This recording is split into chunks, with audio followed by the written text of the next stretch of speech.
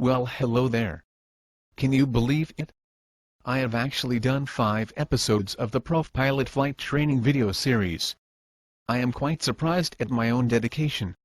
Before you watch this video, I suggest you watch all the previous ones, as they are all building up to this in a crescendo of majestic aeronautical majesty.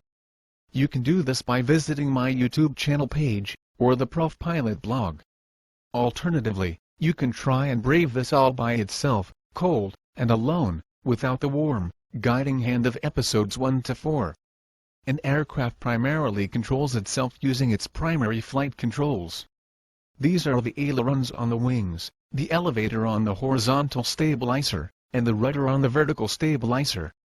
You can pretty much think of all of these controls as airfoils like this, which you might remember from the last episode. This can be the aileron, or elevator, or rudder, and when it moves, it alters the angle of attack, and therefore lift, of the control surface, moving the aircraft in the desired direction. Let me show you what I mean. An aircraft controls itself in roll using its ailerons, and you control these using the yoke in the cockpit. To roll left, you would move the yoke left, and this will cause the left aileron to move upwards, and the right aileron to move downwards.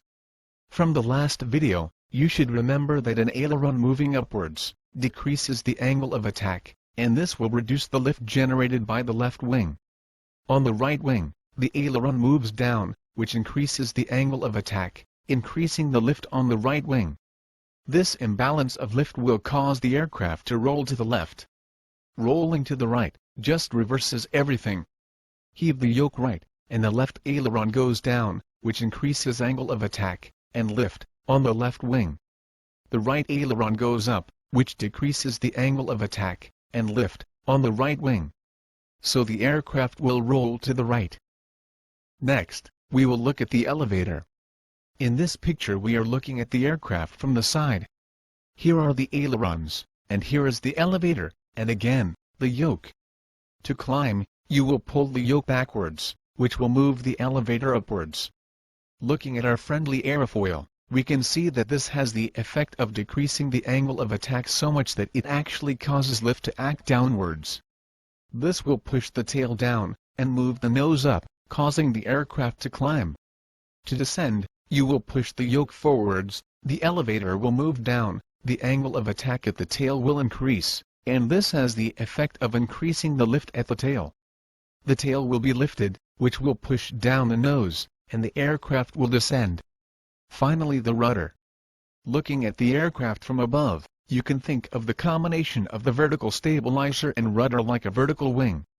You control the rudder using the rudder pedals, or ruddles, which you operate using your feet.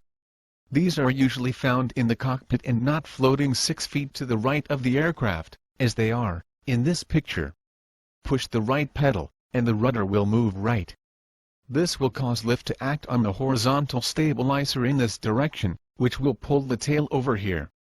This yaws the aircraft to the right.